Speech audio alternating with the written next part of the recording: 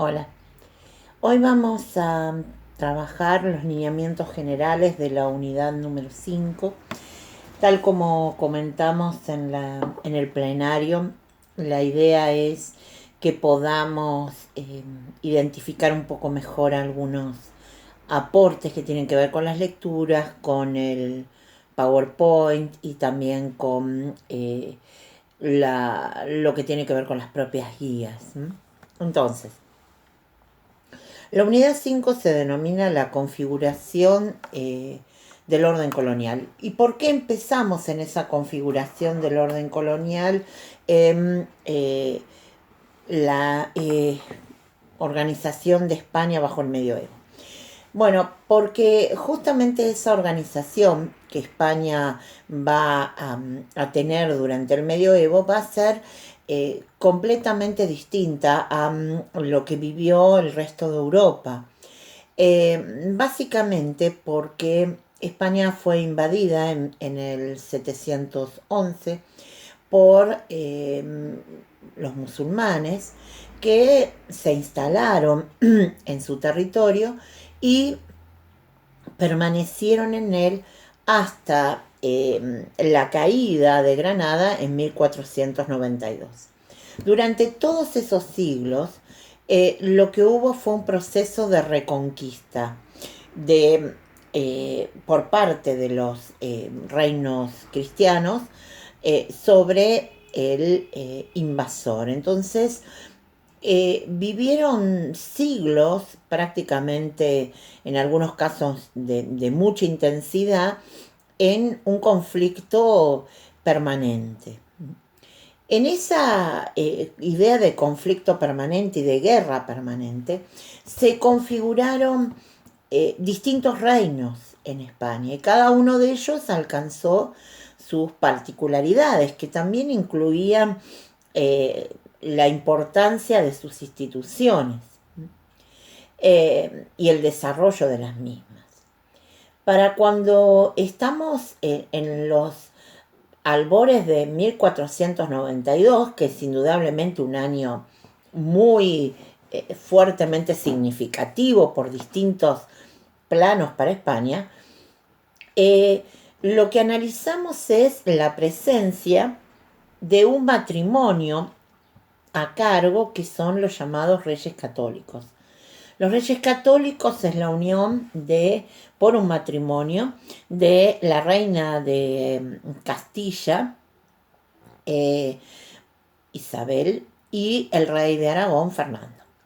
Fíjense que la denominación de reyes católicos da cuenta también de una fuerte vinculación entre el poder político y la identificación religiosa de ellos. O sea, si se autollamaban reyes católicos, no es porque antes no hubieran existido tampoco reyes que pertenecieran a esa religiosidad, sino que básicamente era una forma de dar cuenta de rasgos identitarios fuertes, de pertenencia y vinculación fuerte a la religiosidad, pero también de la identificación del otro, de quién era contra, en principio, ellos iban a accionar, que es correr hasta expulsar a los musulmanes de su territorio.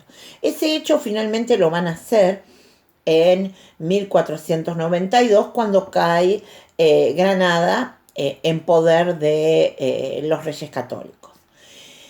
1492 es el mismo año del descubrimiento de América, y lo colocamos así en el sentido de lo que generalmente y durante muchísimo tiempo se ha denominado, aunque también sabemos que ese descubrimiento tiene que ver con el descubrimiento por parte de los europeos, porque en realidad acá había poblaciones, había distintos pueblos, había diferentes organizaciones, y eso es lo que ustedes tienen en el PowerPoint que preparó Walter Gianni, en donde ahí ustedes lo que van a ver es las organizaciones políticas, jurídicas, sociales, económicas, culturales, que puntualmente tres culturas que tenían su vida en América antes de la llegada de los españoles,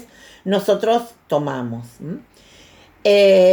Aztecas y mayas e incas.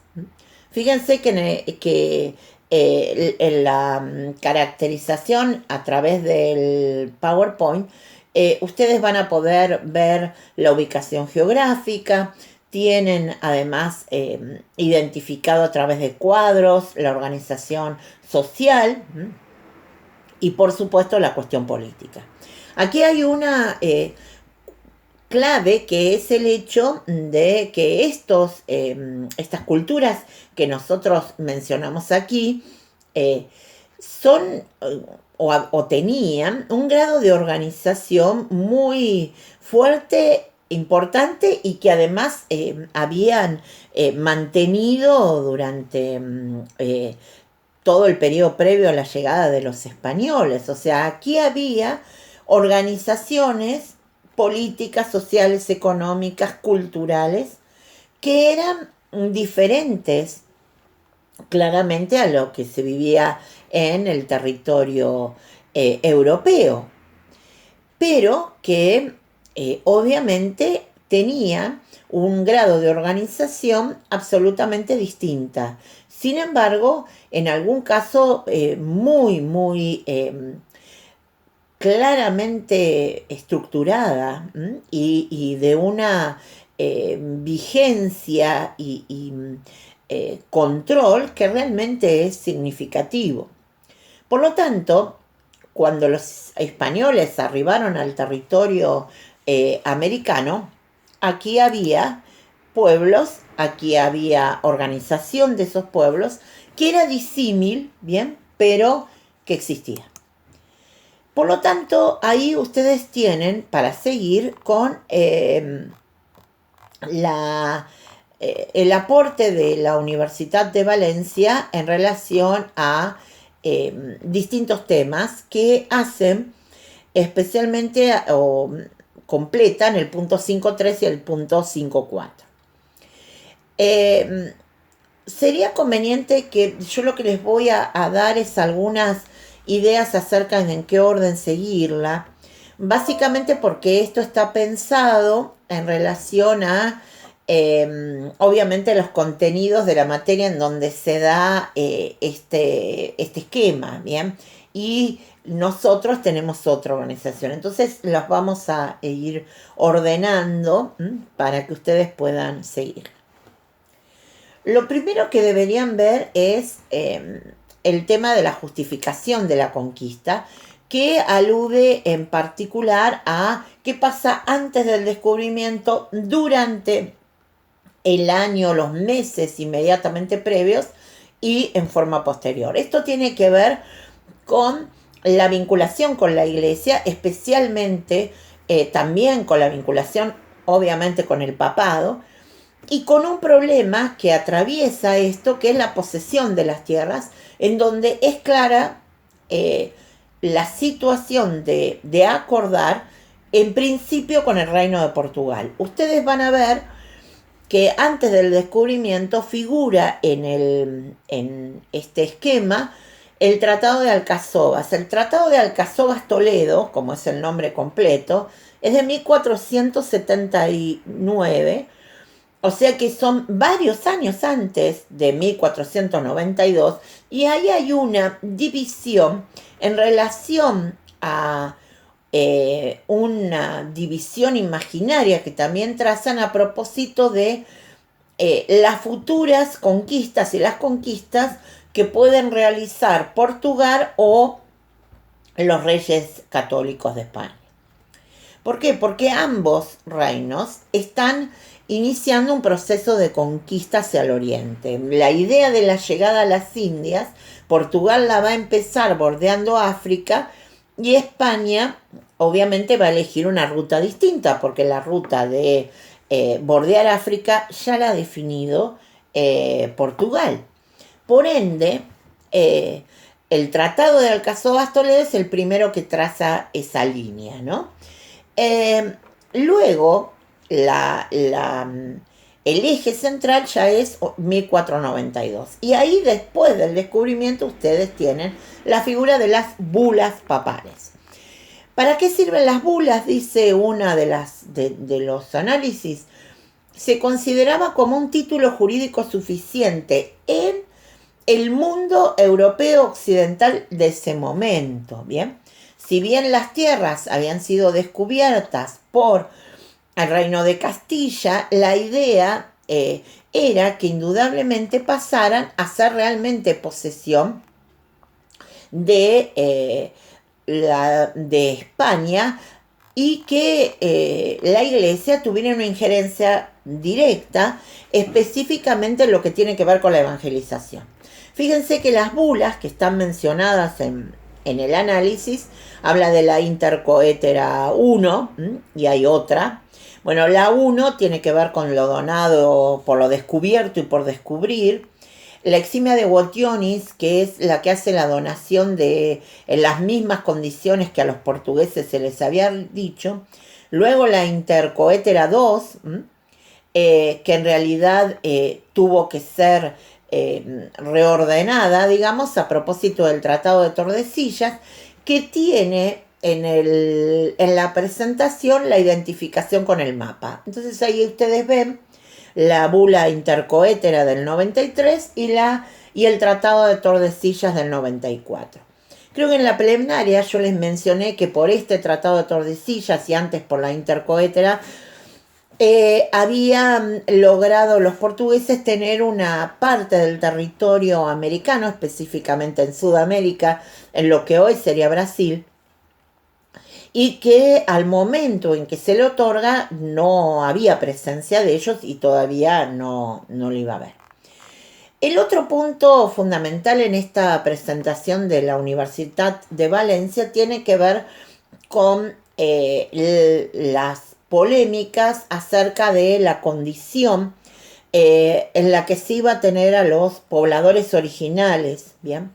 Y ahí tienen, por un lado, el planteo que corresponde a un sacerdote, que es a Fray Antonio de Montesinos, que lo realiza en 1511, y este sacerdote se planta delante de los conquistadores en la Española, en la isla La Española, y habla de las condiciones terribles con las que son sometidos los pobladores originarios, ¿no? Por ejemplo, cuando dice: ¿con qué autoridades habéis hecho tan detestables guerras a estas gentes que estaban en sus tierras mansas y pacíficas, donde tan infinitas de ellas con muertes y estragos nunca huido habéis consumido? ¿Cómo los tenéis tan opresos y fatigados, sin darles de comer, ni curarlos en sus enfermedades, que de los excesivos trabajos que les dais incurren y os mueren? Y por mejor así decir, los matáis, por sacar y adquirir oro cada día.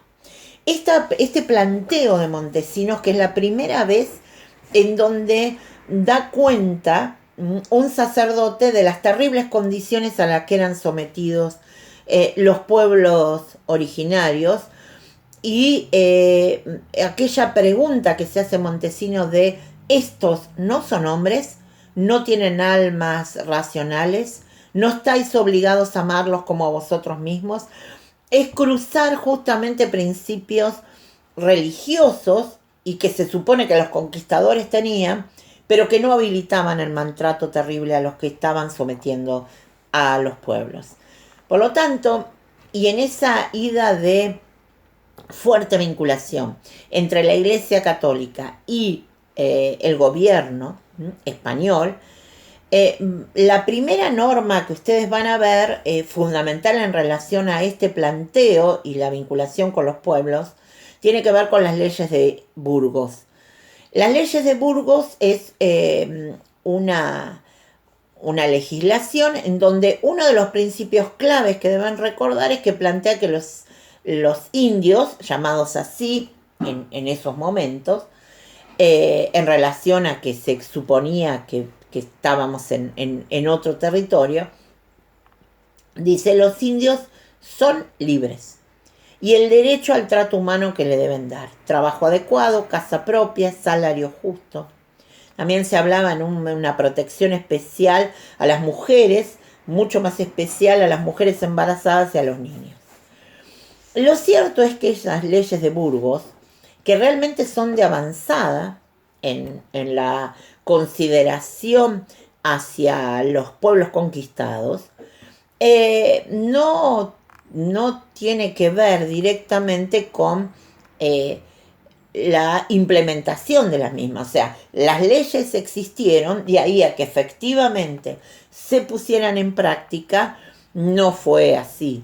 Y de hecho, las propias leyes generaron una polémica. ¿Bien? Ustedes tienen ahí, por ejemplo, dos voces frente a esta, y son la de Matías de Paz, donde dice que el dominio de la monarquía es legítimo y ese dominio es el que habilita que la evangelización se pueda realizar, ¿bien? Con conquista y con control permanente. Pero frente a él hay otra voz, que es la de Juan López de Palacios Rubios, que dice: los indios son libres y tienen prerrogativas del derecho natural.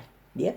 Por lo tanto, habla de una, digamos, de una posibilidad de un intermedio, digamos, que tiene que ver especialmente con el dominio, debe estar en manos de la Iglesia. Y luego viene la postura que es la más importante y que está mencionada en el programa, que es la de Francisco de Vitoria. Francisco de Vitoria tiene dos, es una obra en realidad en donde hay dos de las partes que están mencionadas aquí que son las que nos interesan.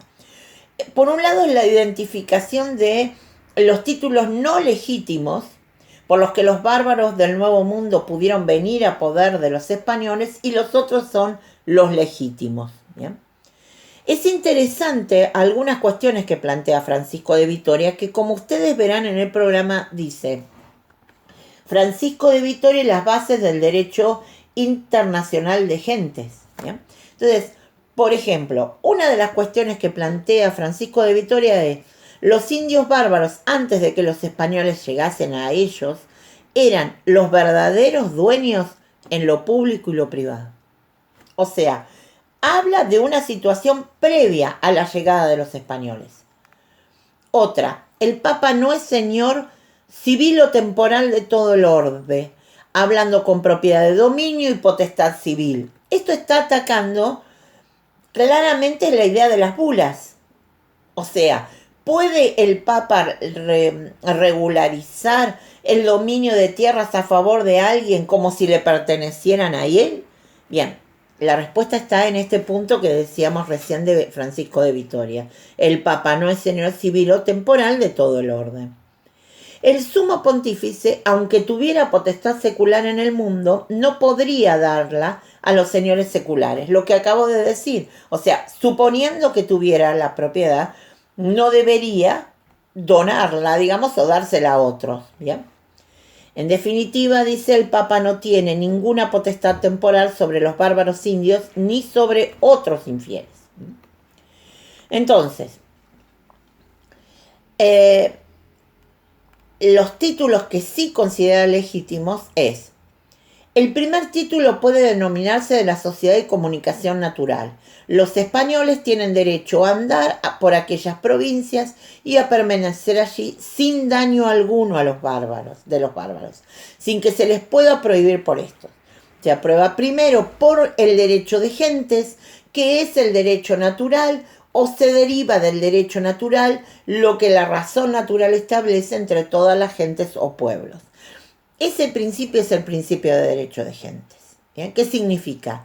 Que tienen el primer título es que tienen derecho a transitar por esos territorios, ¿bien? Sin que se les haga el daño ni que ellos hagan daño.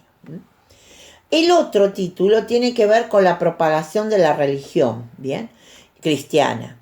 Y lo que señala Francisco de Vitoria es que se tiene derecho a predicar. Una cuestión es si les impiden predicar. Pero otra muy distinta es si adoptan la religiosidad o si la escuchan y después la rechazan.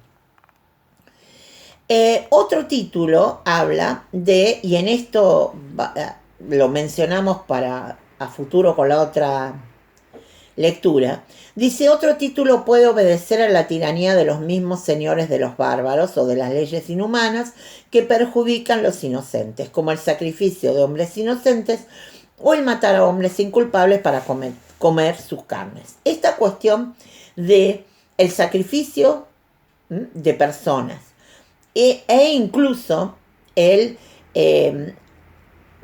la práctica de la antropofagia es uno de los puntos de quiebre que en el pensar sobre qué hacer en relación a las personas que aquí habitan. Y a eso vamos específicamente en la lectura que tienen de Zuloaga Hoyos en relación a la polémica a las casas Sepúlvedas, que también está planteada aquí, pero ustedes tienen una lectura específica. Tal como mencioné, importa que definan claramente cuál es la postura de Fray Bartolomé de las Casas y cuál es la postura de Ginés de Sepúlveda, ¿bien? Y en otro orden, finalmente lo que deberían saber, y en eso tienen la otra legislación fuerte para esta cuestión que tiene que ver cómo qué hacemos en relación a las personas que viven en este territorio, son las leyes nuevas. Las leyes nuevas, fíjense que tal como lo señala en la presentación, dice: regulan las instituciones del gobierno de Indias, Consejo de Indias, virreinatos y audiencias, o sea, eso tiene que ver con el punto 5.4, pero acá viene algo fundamental, sobre la condición de los indios: son libres, no pueden ser esclavizados o sometidos a trabajo forzoso. Entonces, la idea de considerarlos como un sector al cual se debe proteger es algo que está claro en las leyes nuevas. Bien. Ahora, nuevamente, la idea sería si esas leyes siguieron el mismo camino que las leyes de Burgos. Y en realidad, en la práctica, aunque algunos intentaron imponerlas, porque era lo que correspondía, fue totalmente rechazado a nivel de la población española en América. Ya para cuando surgieron, por ejemplo, ya había presencia española en la parte continental, y por ejemplo uno de los ámbitos donde se rebelaron contra las leyes nuevas fue en el Virreinato del Perú. Bien, porque indudablemente para ellos correrlos del trabajo forzoso a los habitantes de estos lugares era una situación que no querían perder, en la medida que ella era la base económica sobre la que explotaban distintas áreas, desde lo agrícola y ni qué decir en la zona del territorio peruano, y también antes lo hacían y lo venían haciendo, que tiene que ver con la producción minera, con la explotación minera. Entonces, ahí era donde indudablemente utilizaban mucha mano de obra proveniente de los sectores de los pueblos originarios, a los cuales evidentemente se ejercía sobre ellos trabajo forzoso. Entonces, más allá de que las leyes nuevas indicaran que no se podía hacer eso y que no eran esclavos, una cuestión es la consideración en términos de la norma y otra es la efectiva situación de quienes supuestamente estaban amparados por esa norma y que lamentablemente en el territorio americano no vivieron amparados bajo esa norma. Finalmente, ustedes tienen la organización político-institucional del territorio colonial. Para eso tienen en las guías la identificación de las distintas instituciones. Por ejemplo, en España deben recordar Consejo de Indias, Casa de Contratación, y aquí en América indudablemente los virreyes, audiencias, consulado, cabildo, son algunas de las instituciones claves a lo largo de todo el poder español y su presencia en América, a las que se suman durante la dinastía de los Borbones las intendencias. Es la institución que se crea especialmente por los Borbones a partir del siglo XVIII y que tiene que ver directamente con poder explotar mucho más al territorio colonial y asegurarse que justamente lo recaudado en esa nueva y fortalecida explotación efectivamente llegue al Imperio Español.